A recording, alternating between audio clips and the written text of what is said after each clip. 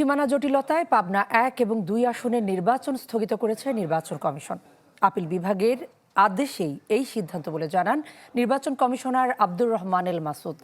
যদিও জেলা রিটার্নিং কর্মকর্তার কাছে এখনো কোনো নির্দেশনা পৌঁছায়নি। কি বুঝলেন ভাই? অনলি যেটাই চাই। সংসদীয় আসন পুনর্বিন্যাস করে গেল ৪ সেপ্টেম্বর চূড়ান্ত গেজেট প্রকাশ করে নির্বাচন কমিশন। সেখানে সাঁথিয়া উপজেলার পুরোটা নিয়ে পাবনা ১ আসন এবং সুজানগরে বেড়া উপজেলা মিলিয়ে পাবনা ২ আসন চূড়ান্ত করা হয়। এই সিদ্ধান্তের বিরুদ্ধে হাইকোর্টে রিট করা হয়। আদালতের আদেশে ২৪ ডিসেম্বর পাবনার আসন দুটি নিয়ে সংশোধিত বিজ্ঞপ্তি প্রকাশ করে নির্বাচন কমিশন। তবে এই সিদ্ধান্তের বিরুদ্ধে আপিল করেন এক প্রার্থী। এরই প্রেক্ষিতে সংশোধিত বিজ্ঞপ্তির অংশটুকু স্থগিত করেন আপিল বিভাগ।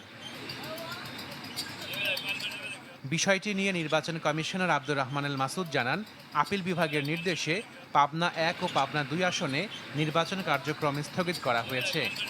পাবনা ১ এবং ২ আসনে নির্বাচন কি স্থগিত করছেন স্যার?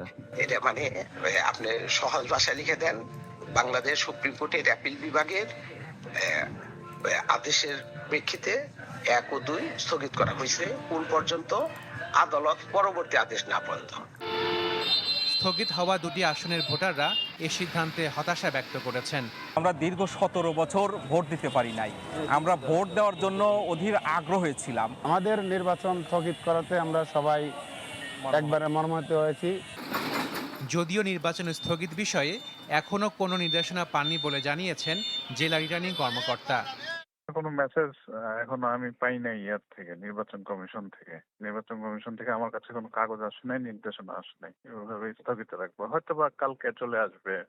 এরই মধ্যে সংসদীয় আসন দুটিতে মনোনয়ন যাচাই বাছাই সম্পন্ন হয়েছে। আশিকেন প্রিন্স, চ্যানেল 24, ঢাকা।